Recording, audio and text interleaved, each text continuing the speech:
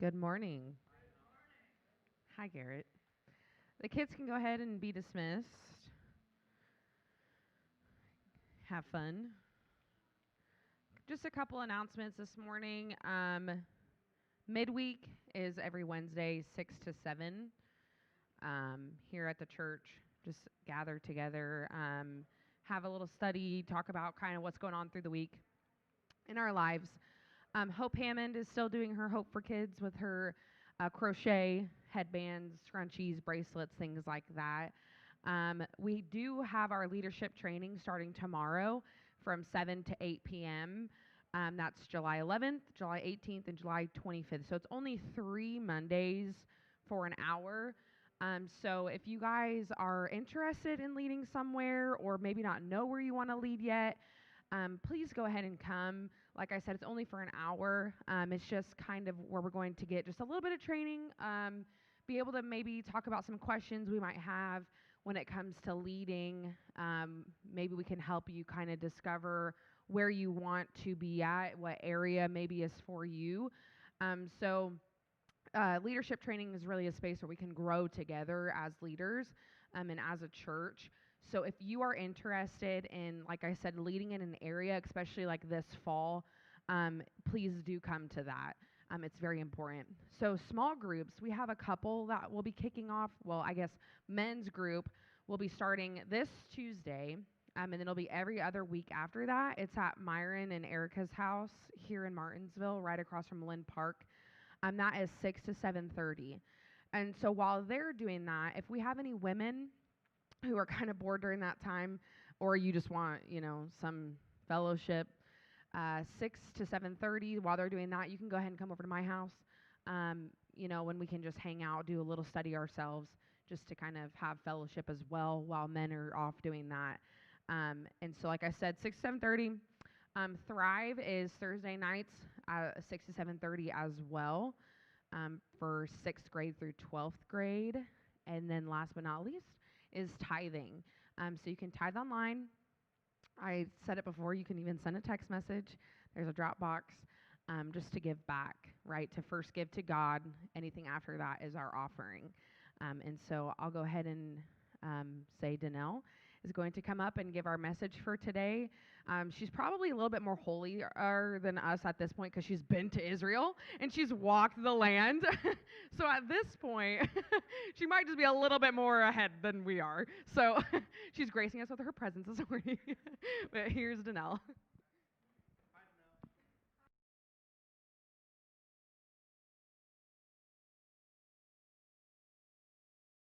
I didn't mic check it. There it goes.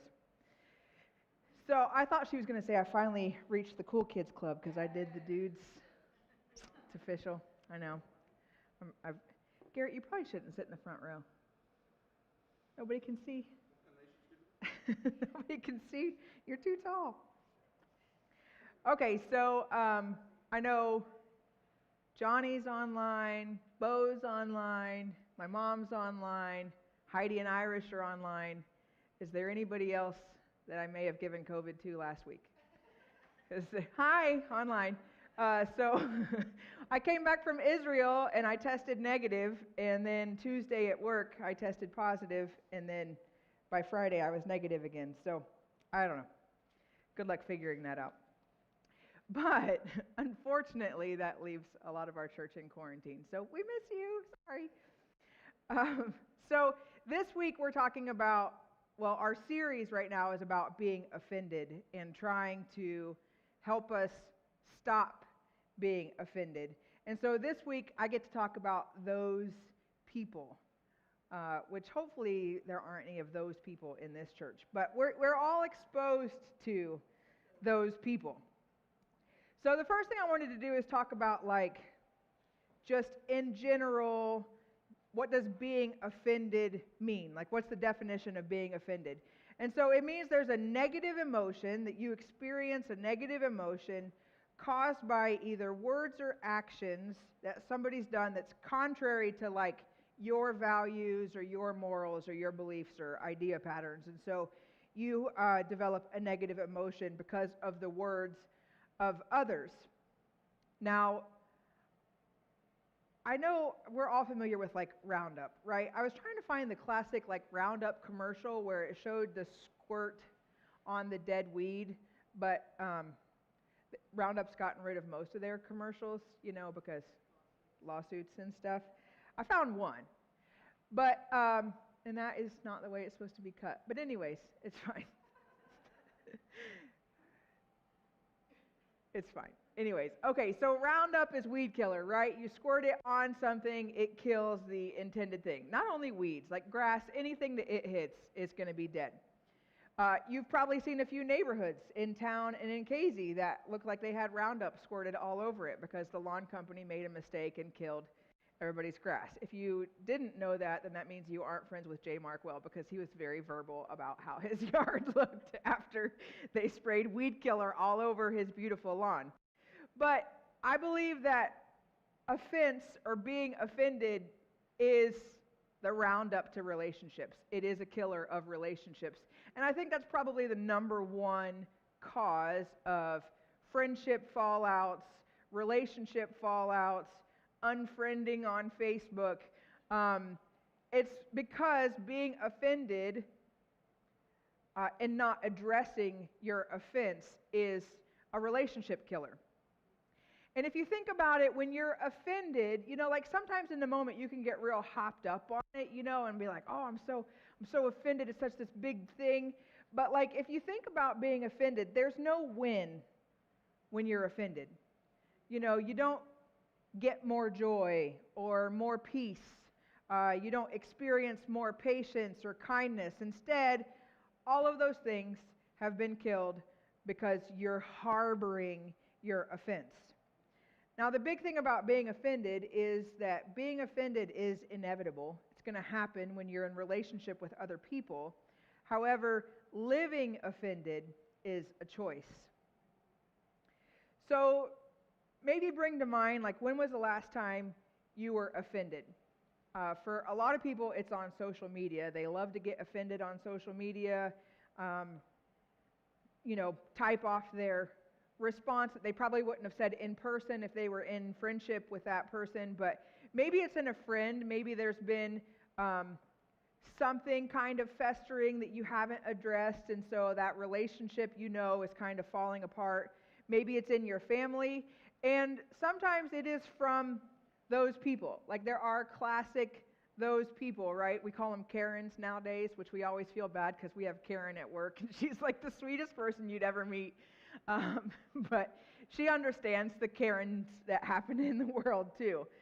But usually those people are critical. They can be really mean with their opinions. They're usually arrogant. They're right. You can't have an intelligent conversation about a different opinion because they're just going to just try to smear you, right? Like you're definitely wrong. And so when people are offended, there's a few responses that are pretty common to that. I would say probably the most common one that I feel like I observe in my life when people are offended, they get passive aggressive. I think that's probably the main one that I see. I'm going to pretend like I'm okay with you, but I'm going to slight you a little bit, or I'm going to talk a little bit about you, or I'm not going to hang out with you anymore. And I'm never going to fix the problem. I'm just going to continue to live offended by you. You just leave a bad taste in my mouth, so I'm going to just passive aggressive, not address it, but just kind of bow out. Withdraw, that's just another way, just I don't even want to deal with that person, so I'm just going to bow out and not come close to them. Maybe retaliate. There are some people that, you do them dirty, they're going to try to up your ante and tell somebody else, well, that person's even worse than I am. And I think a lot of us, myself included, probably just become indignant. I'm justified in being offended. What you did was so wrong. I'm just going to dig my heels in even harder and be like, I'm right, you were the wrong one, and I'm going to be indignant, and it's your problem, not mine. So sometimes as well as a church leader, it feels like you're kind of the Oprah of offending people, right? It's like, you get offended, you get offended, you get offended. not even as a church leader, I think even as a Christian, some of our beliefs are offensive to people who don't want to live under the umbrella of our beliefs. And as a church leader, you're either offending people or you're putting out fires of the offense. And maybe you feel like being offended is not a problem for you. Like maybe you're just like, no, I don't have a problem, be offended. It could be that you are the problem, but it could also not be the case either. But we're going to look at today at like how God encourages us and how some wisdom that I've heard over the years can encourage us and how we can try to live not being so offended. Because I don't know if you've noticed, Christians seem to be the most offendable people in our current society. And maybe that's just the way social media, maybe it's because we just don't have great coping skills or great evangelistic tools, so we're just like, throwing our beliefs out there and trying to hold people to our standards when they don't even believe that way. And so we've got some room to grow, I think. So we're going to go to Ephesians 4.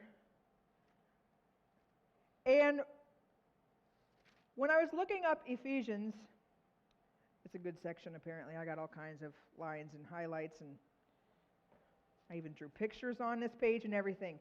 Chapter 4 is about unity in the body.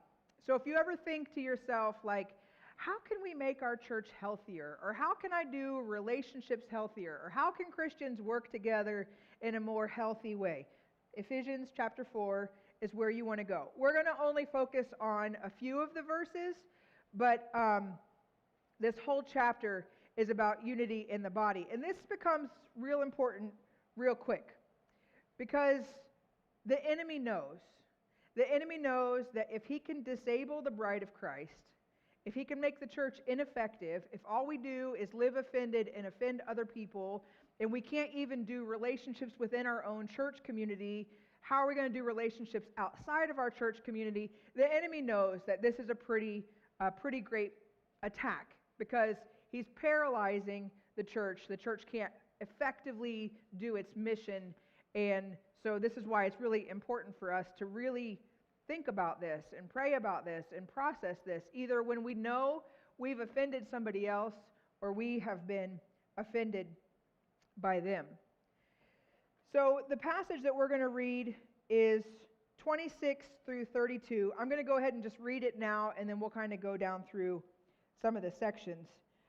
So 4:26 says, "Don't sin by letting anger control you. Don't let the sun go down while you're still angry, for anger gives a foothold to the devil. See, if you're a thief, quit stealing. Instead, use your hands for good hard work, then give generously to others. Don't use foul or abusive language. Let everything you say be good and helpful, so that your words will be an encouragement to those who hear him." Verse 31 says, "Get rid of all bitterness, rage, anger, harsh words, and slander, as well as all types of evil behavior. Instead, be kind to each other, tender-hearted, forgiving one another, just as God, through Christ, has forgiven you."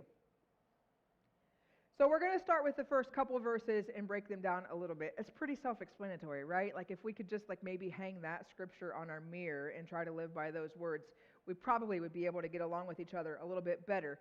But it's not always that easy. Simple isn't always easy. The verse, Ephesians 4:26 says, "And don't sin by letting anger control you. Don't let the sun go down while you're still angry." So when we say don't let the sun go down while you're still angry, I mean, most people use that as marriage or relationship advice, which is fine unless you're married to my husband, who I can give crap because he's not here to like give me the stink eye or laugh at me or anything, but he needs time to process.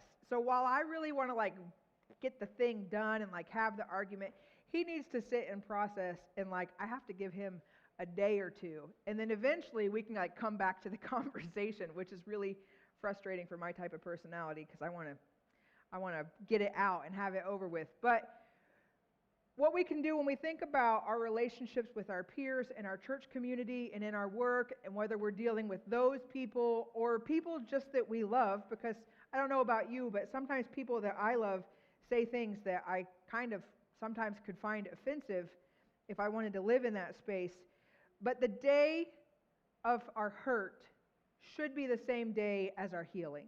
Once we realize that we have hurt somebody or we've been hurt by somebody, it becomes our responsibility to go and reconcile that relationship.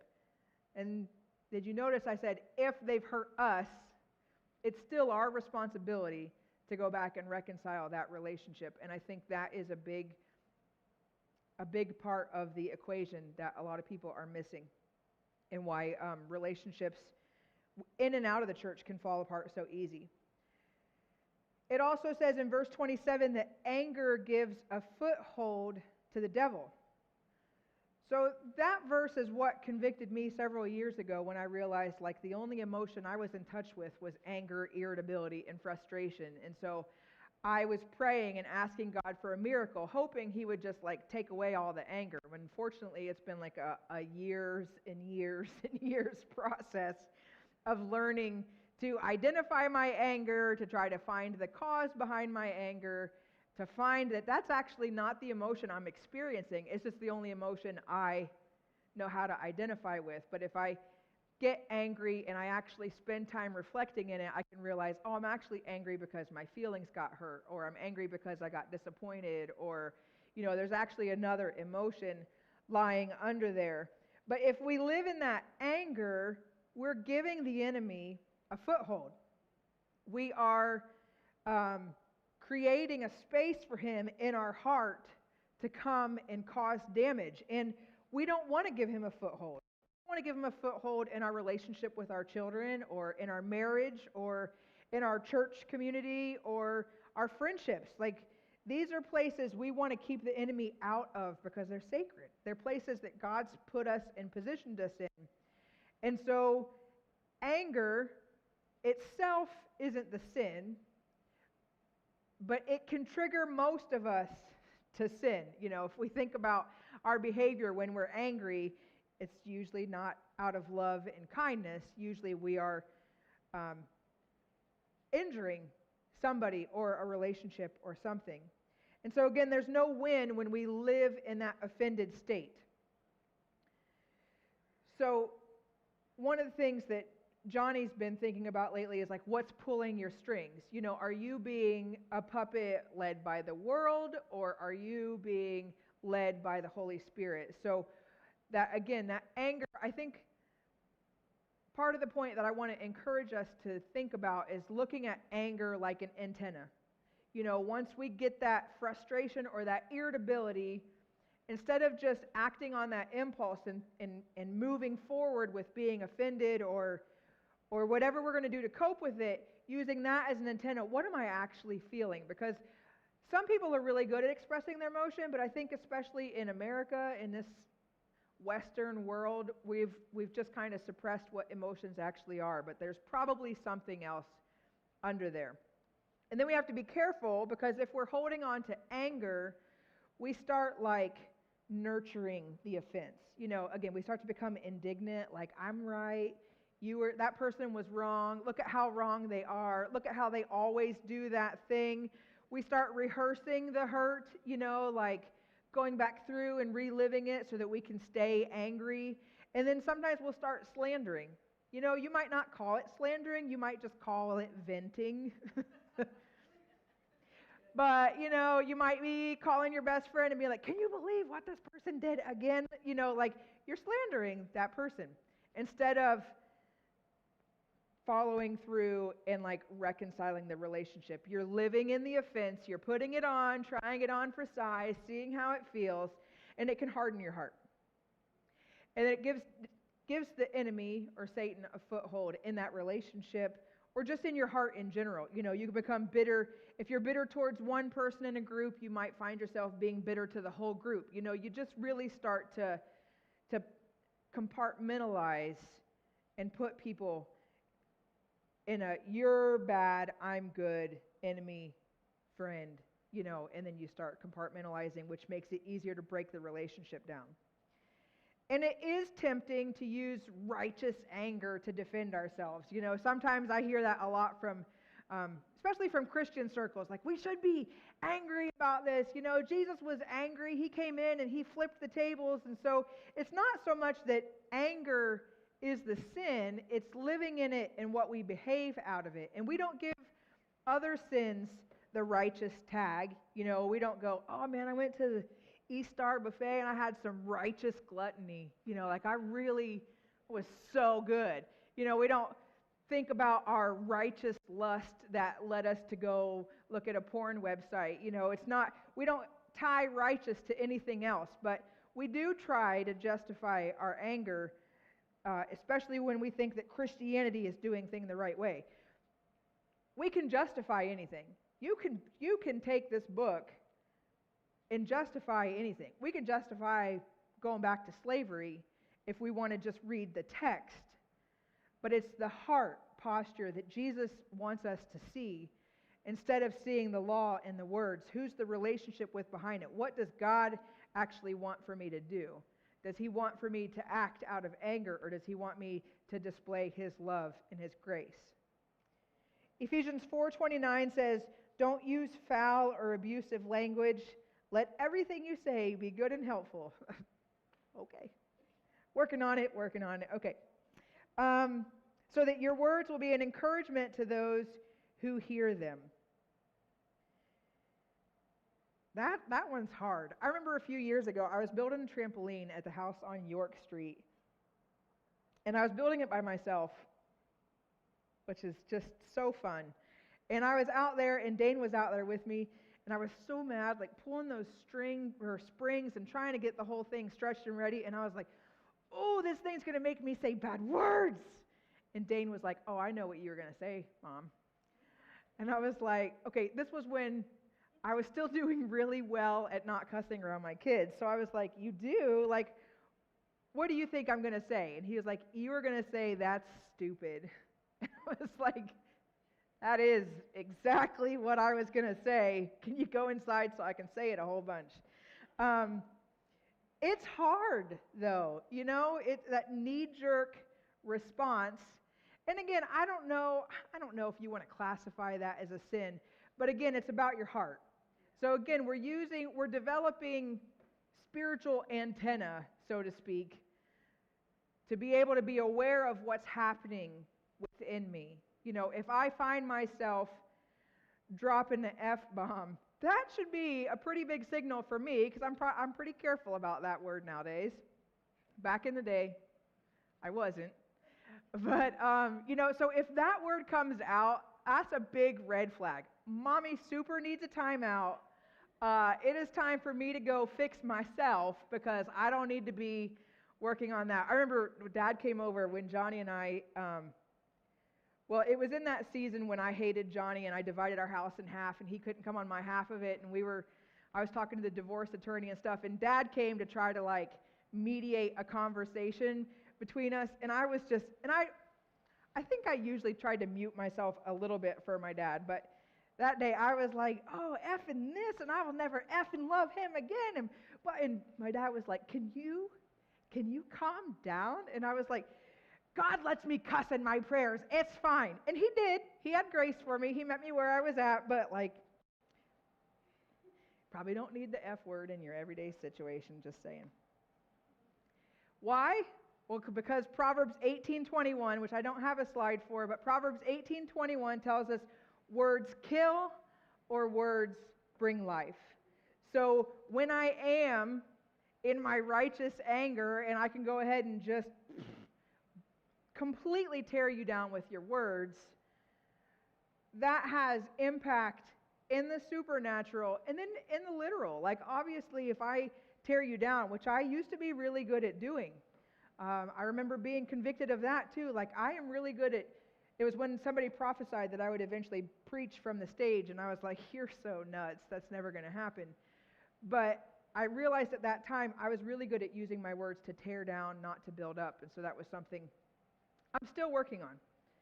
So some things that we could do when we realize we have our anger thing up, just maybe like some rules of warfare or something, right, is avoid calling names.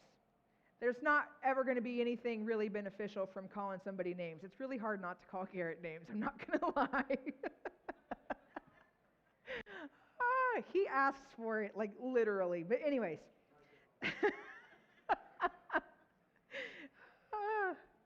I'm probably going to get fired after this message. It's fine. It's really also not going to really benefit you to raise your voice. Once you start raising your voice and escalating the conversation, you're either intending to shut the other person down or you are going to shut them down. Like it's not going to do positive things for the conversation or the relationship.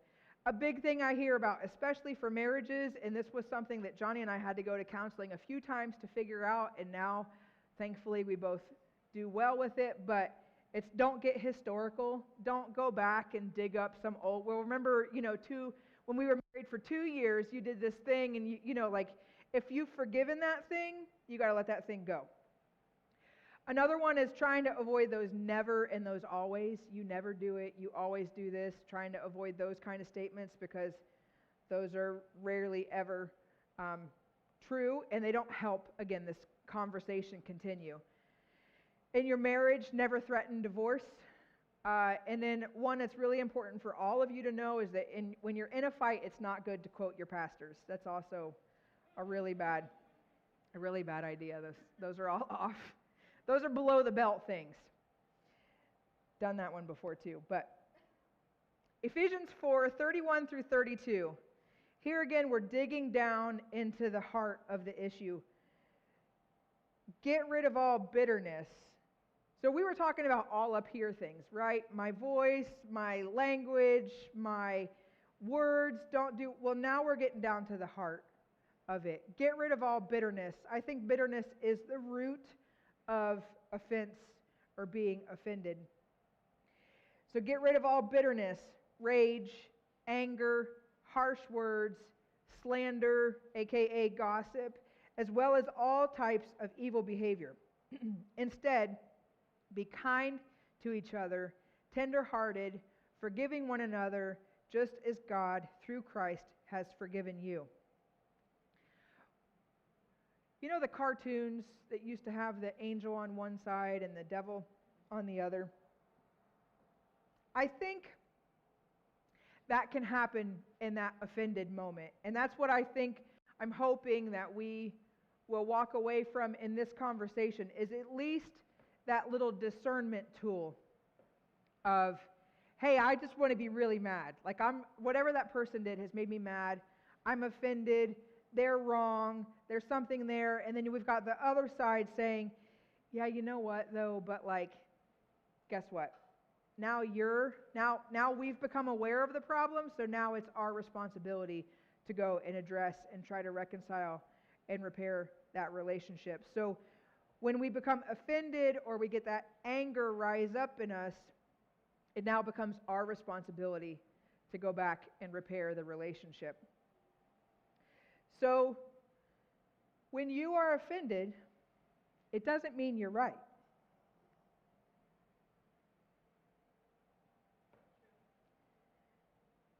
You might think you're right, but that person might be coming from a different place.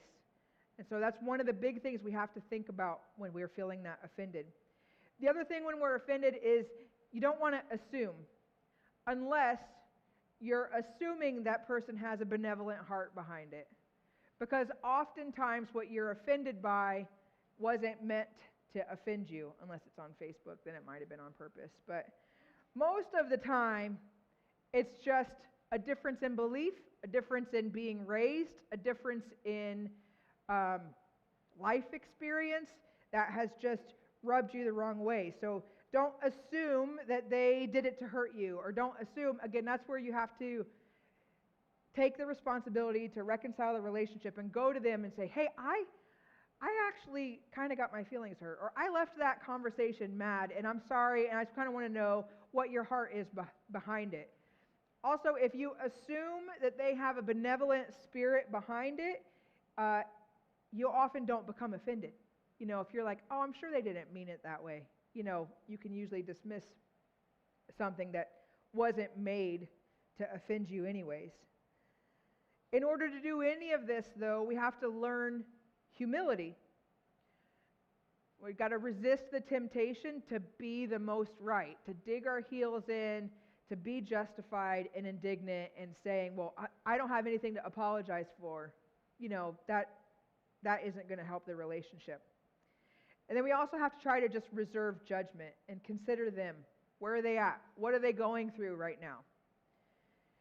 If I told Deborah that I don't like blue hair, I think blue hair is stupid, Deborah's not going to walk away from that conversation offended, because she knows her identity and she knows she doesn't have blue hair.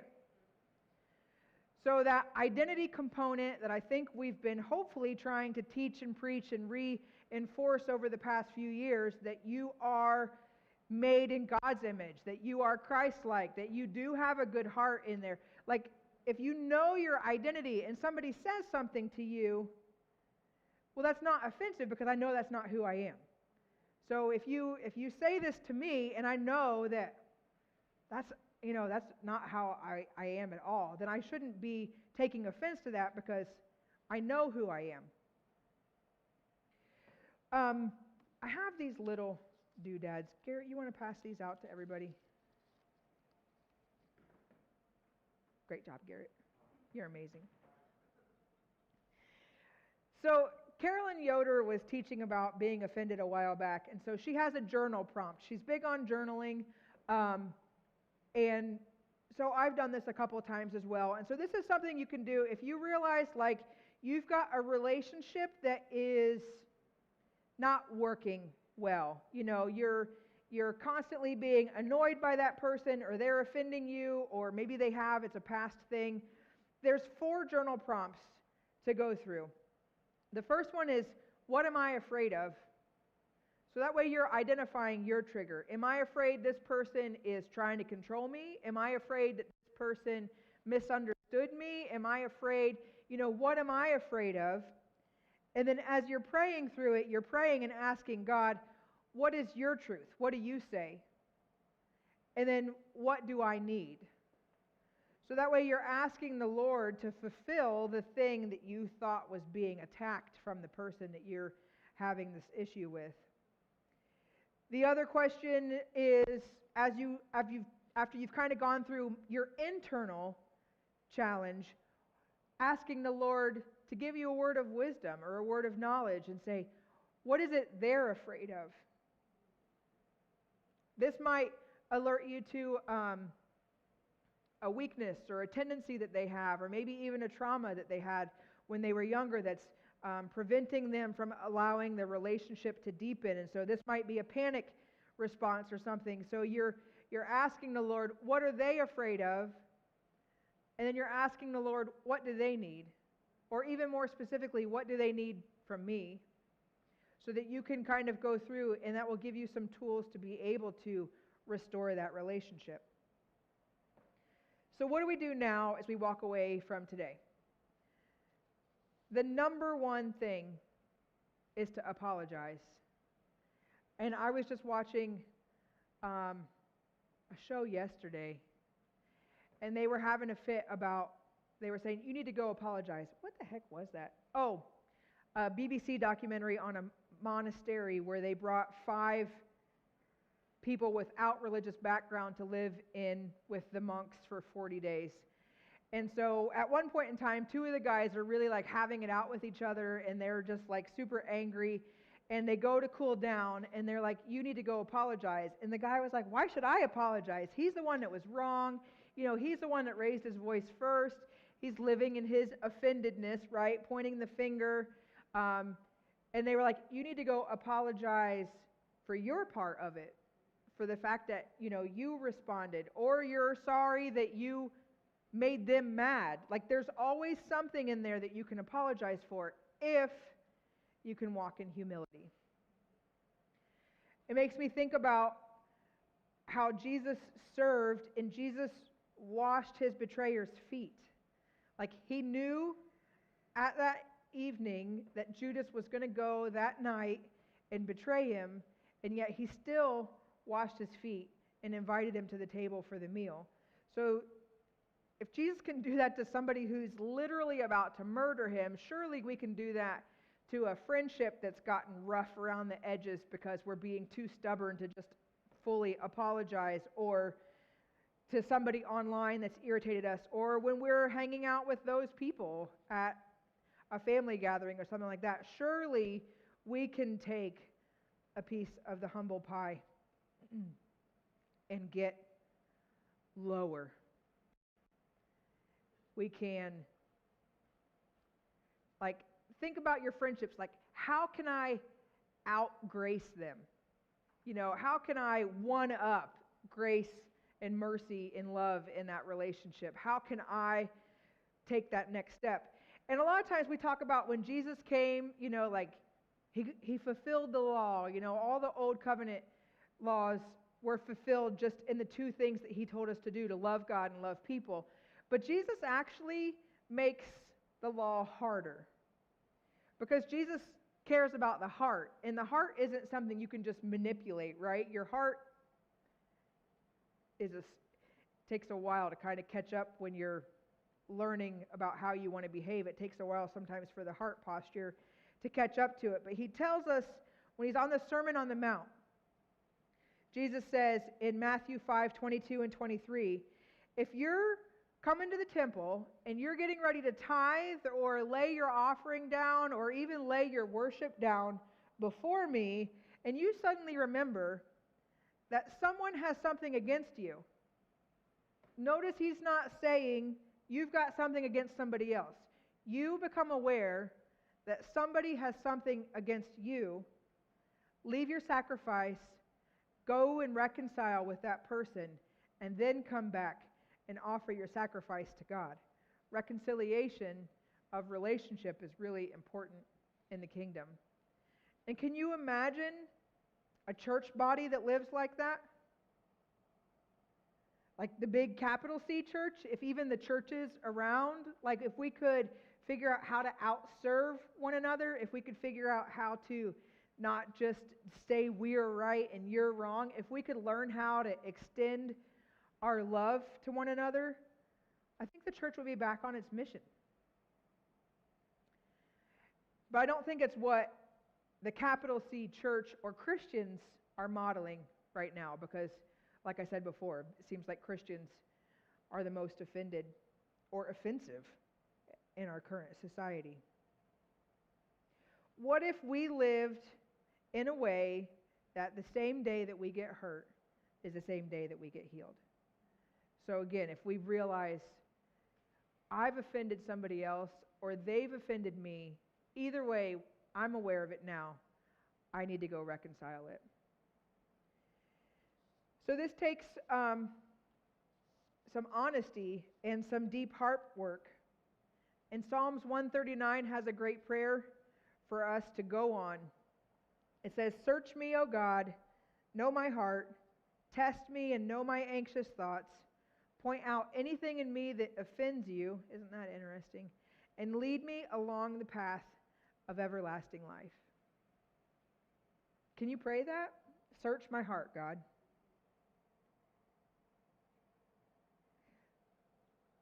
This book that I've been reading is talking about a movie as an example. What is the movie called? Stalker? I don't know. I can't say if I recommend it yet. I haven't looked up the actual movie, but the book was talking about it. And it was talking about, it called it The Zone, but without having to explain to you the whole context, basically, these people are on this journey to find a door that opens up to their heart's desires. And so they are journeying, and they really want to go experience this thing, and they get there, and they're at the threshold where they get to open the door, and all of their heart's desires are there, and they'll get to live in that space, and they're all too afraid to open the door. At first when I read it, I was like, they're crazy. I would totally just open that door right up. And then as I sat there and I was like, what would be on the other side? Sometimes there's a gap between what we think and what our heart actually knows. And that's where I think that prayer comes in, asking the Lord, Search me, God, know my heart, highlight, teach me things. If I say this and it's not actually in my heart, like highlight those things to me. Help me learn, Lord. Help me develop a heart that truly is desiring nothing but the kingdom. Some people want to avoid this opportunity to search the heart because they know that it's bad. They know that it's broken. They know that their hearts are misaligned, and that's the community that's not here right now. How do we connect with that community? There's a lot of people who already think they're too broken to even come here. How do we connect with them? How do we show them that we aren't judgmental? How do we show them that we aren't going to be offended by their brokenness? That's your homework assignment. You can figure that out later. So extra credit. If you got this part down, you're like, okay, anger, antenna, I'm not offended, I got it, I can apologize. When I feel offended or when I know somebody else has been offended by me, like, okay, I got that down. The extra credit part is to use your words to lift up, to heal, to encourage, and to edify, not just every now and then, but every day. Hebrews 3:12 through 13, again, says, search our hearts every day, brothers and sisters, and make sure that none of you has evil or unbelief hiding within you, for it will lead you astray and make you unresponsive to the living God. This is the time to encourage each other to never be stubborn or to be hardened by sin's deceitfulness. If we want to live out the Great Commission, to go and make disciples, to go heal the sick, to go live out the stuff that we talk about, then we cannot live being offended.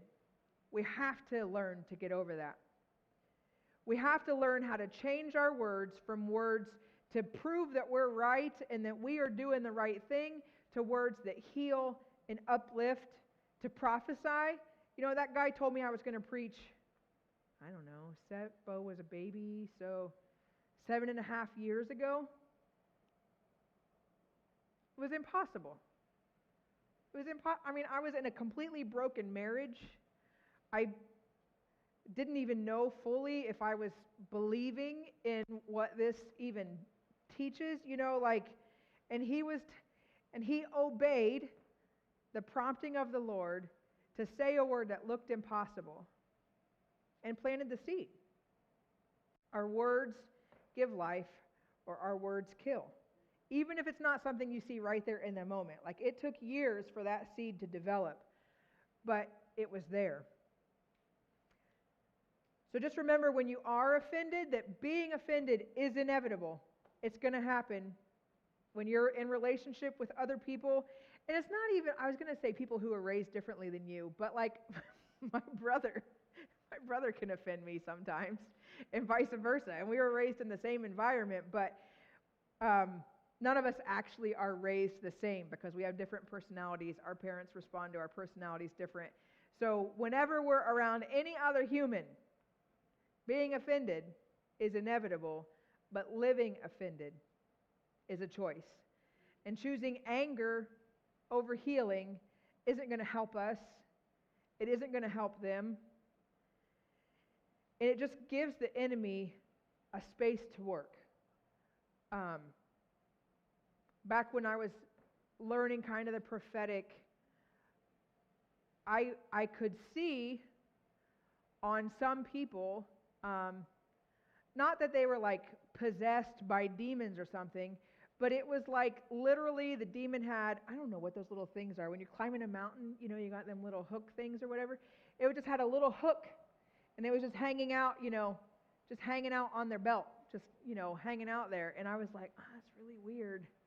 But when I was reading this scripture, I was like, that kind of makes sense. Like, it's giving the devil something to hold on to. When you've got that bitter root in there, you're exposing your heart to become hardened and to be attacked by the enemy. If our amazing worship team wants to come up, Cheyenne, all by yourself. Great job. um, we're going to go into a time of worship, and I just want to pray. I suspect that you can probably think of someone that you've been harboring some offense towards. Unless you're perfect like me, then you're fine. Totally fine. There's probably some relationship that is a little skewed right now. And I just want to take a second. We're going to pray and go into worship. If that person or that situation doesn't automatically pop up in your mind, then we'll pray for you. But, and I want to encourage you to reach out to that person, preferably in person. So, I have before just gone and bought the $5 flower thing at Ruler or something and just taken it to somebody and been like, hey, I feel like maybe you could go to that level. If you can't bring yourself to do that, at least send them a text and say, hey, things have been kind of weird between us. I'm sorry. It doesn't have to be more than that. It doesn't have to be, here's why, and you did it wrong, and that's why I got offended, and then let's fix this thing. It can just be, I miss you. Or, hey, just want to let you know I love you.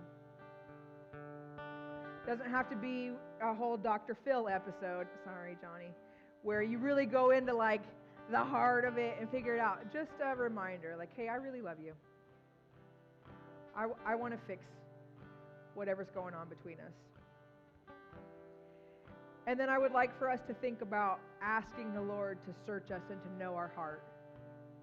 We have a postcard up in our kitchen that says, Lord, anoint us to the level that you think we are prepared for, and put your finger on anything that impedes your trust.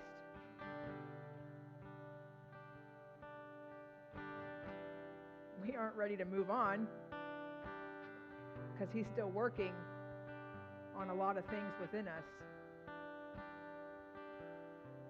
I'm going to pray. Lord, you know our hearts. We just ask you to search our hearts, to show us what spaces we may be having room to grow into your call.